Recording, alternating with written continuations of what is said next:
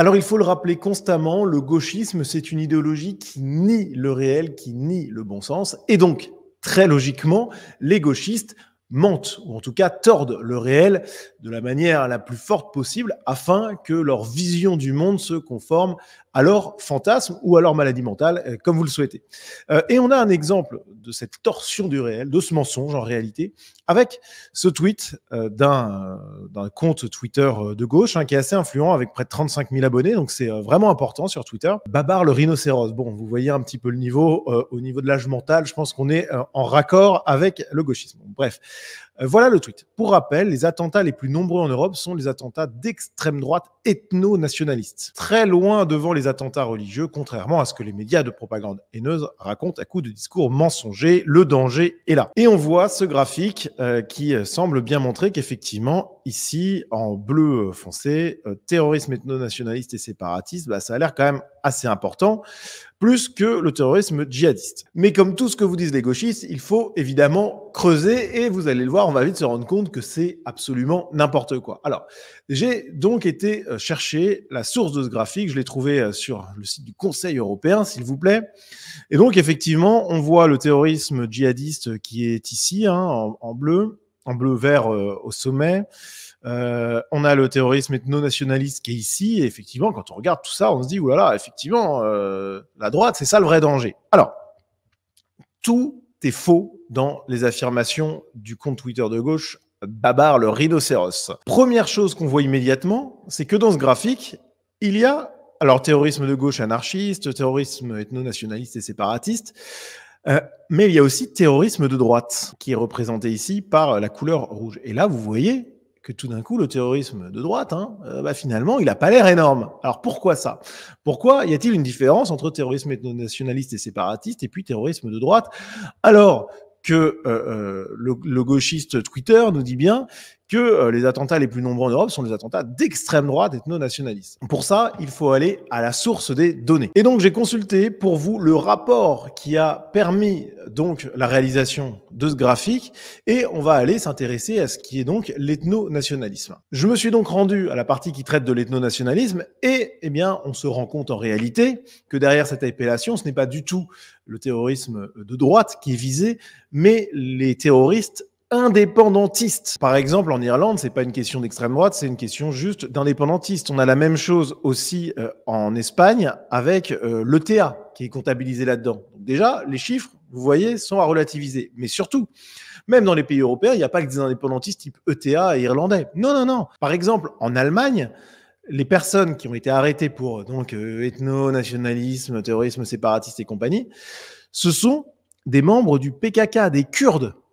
Rien à voir avec un terrorisme autochtone. Même chose en Italie où il y a une arrestation d'un membre du PKK. Donc on se rend compte déjà que ce que raconte ce militant gauchiste au départ est totalement erroné. Voilà. Alors quand on revient en plus au graphique qu'il utilise, on se rend compte que quand même ça part depuis 2010. Évidemment, les temps ont changé. Malheureusement, ça fait quasiment 15 ans maintenant donc que les faits ont été comptabilisés. 2010, ça remonte énormément.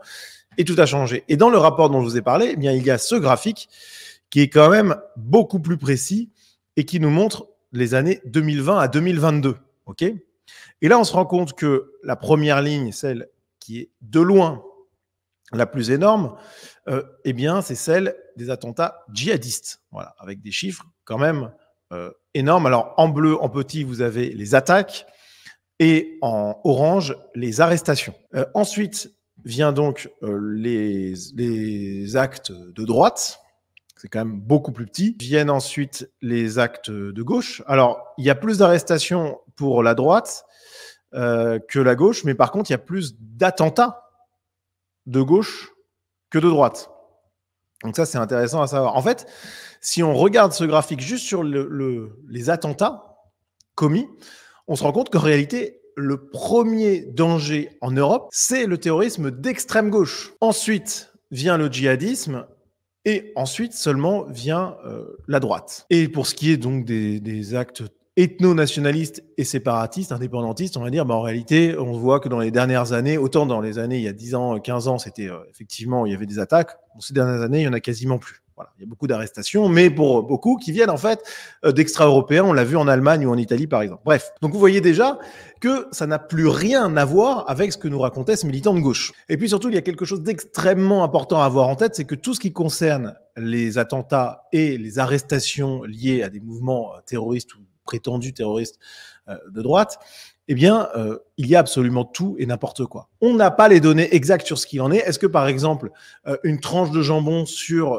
la porte d'une mosquée, est-ce que c'est considéré comme un acte terroriste? Je suis persuadé que oui. Est-ce que ça a la même gravité qu'un acte terroriste musulman que le Bataclan? Évidemment que non. Voilà. Et pourtant, c'est comptabilisé comme une attaque à chaque fois. C'est d'une malhonnêteté incroyable.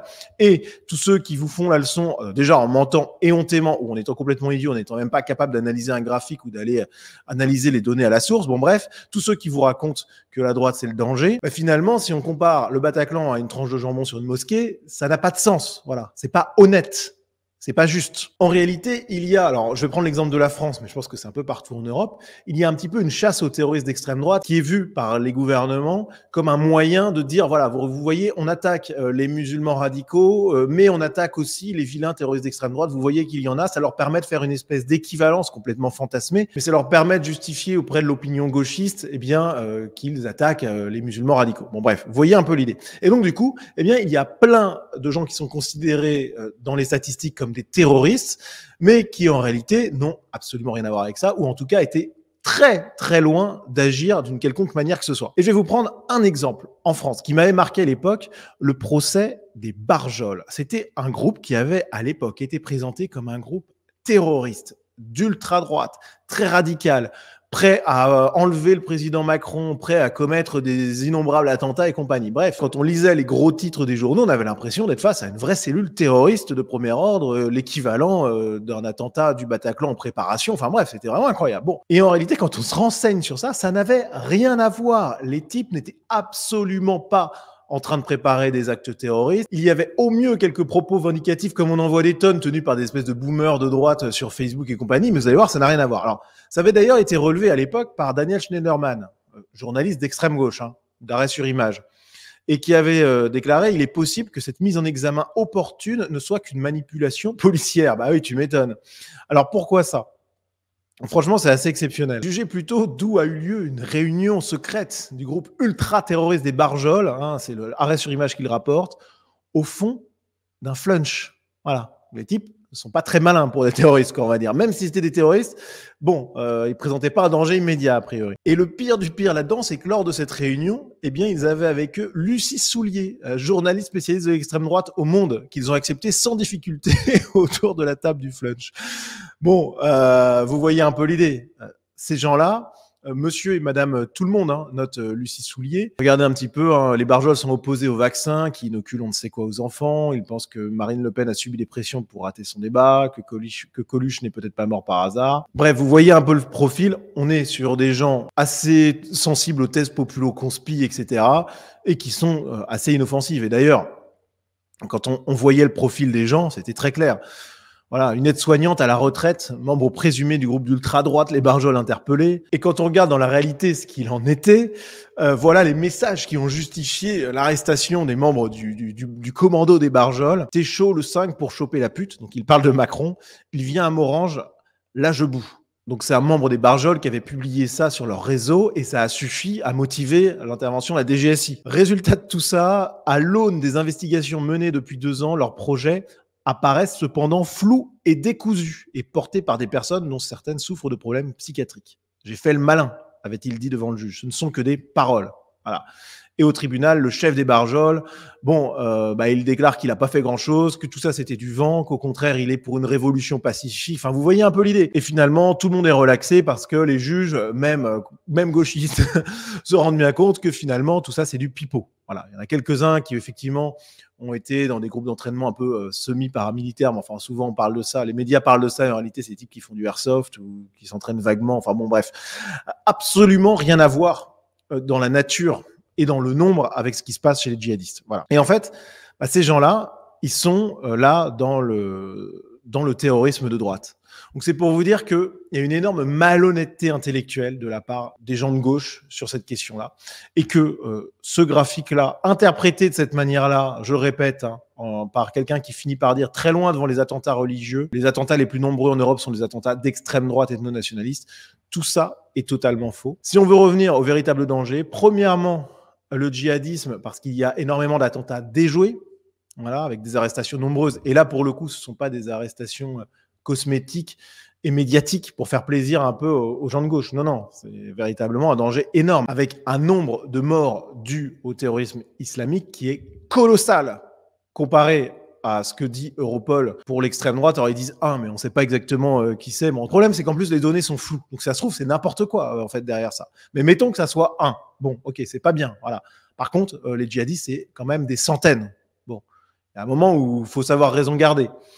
Donc, le djihadisme, première menace terroriste en France et en Europe, évidemment. Voilà, il faut vraiment être complètement taré pour le nier. Il faut vraiment être complètement aveuglé par l'idéologie gauchiste pour dire le contraire. Ensuite, alors, en termes d'actes terroristes purs, c'est l'extrême gauche qui est quand même problématique. On le voit ici. Bon.